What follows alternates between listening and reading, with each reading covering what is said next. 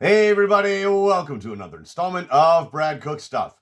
So lately I've been kind of in the mood for roast beef. The good news is I have a couple of roast beef in my freezer. So I grabbed one and put it in the fridge last night to thaw it out. So tonight we're going to cook up some roast beef. Got a couple of vegetables and I have a side dish to go with it. So let's take a look at the ingredients, see what we're working with this week.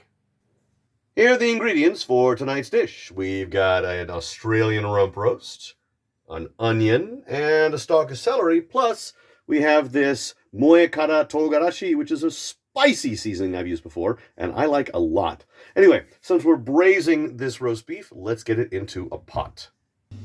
As usual, we start with a little butter. So, of course, to braise a roast, we first have to brown it on all sides. It already smells good, and I haven't added anything to this pot except for butter. Okay, now that I've got it browned on all sides, we're going to go ahead and add in some water and some powdered onion soup. Let's go ahead and toss this in. All right, so we're going to keep this on a low heat for a little bit, but we're going to go ahead and put in a bay leaf.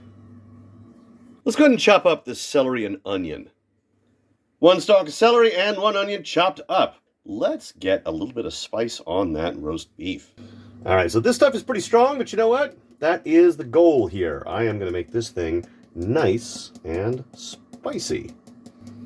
Let's add these vegetables. Oh man, that is a lot of vegetables. Look at all that onion, look at all that celery. Oh man. All right, let's go ahead and distribute this and cover it up. Yeah, I know, you can barely see the roast beef, but after a couple hours on the burner here, I think everything will settle down. So, we'll cover it up, and let's get that heat cranked up. We want that water to boil first, and then we'll turn it down. All right, yeah, that's definitely boiling. So, let's go ahead and turn this down to a lower level heat. It's been 1 hour and 45 minutes. Let's go ahead and check in on our roast beef here. All right, let's see. Oh, man, that smells pretty good, and I think those vegetables are nice and done. Let's go ahead and take this off the heat, put it into a container.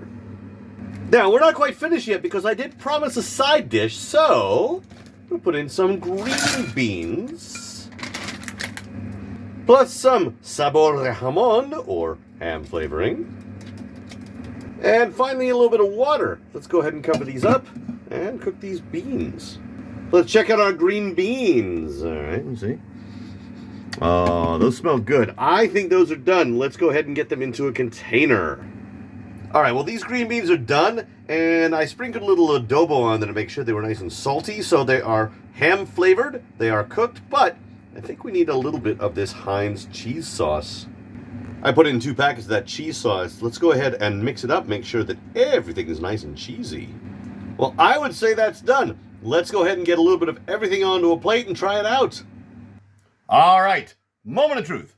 I have your plate with some Australian rump roast cooked in a spicy powder with onion and celery, and of course onion soup, because that's the best way to do roast beef in my book, as well as some cheese sauce and ham flavored green beans. Oh my god, this has all been smelling really good. This took a long time to cook, man. Roast beef takes a long time, but I am looking forward to this. So let's give it a try, see how it tastes. All right, first I'll try some of the vegetables with this roast beef here.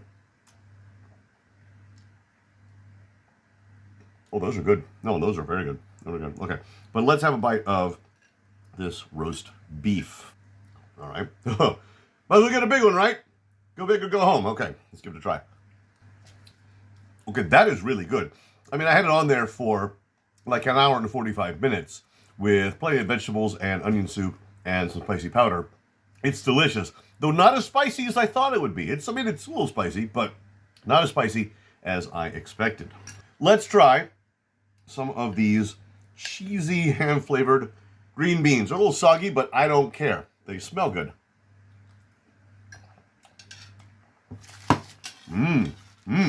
I can definitely taste the ham flavor, and the cheese, of course, is front and center. These are very, very nice.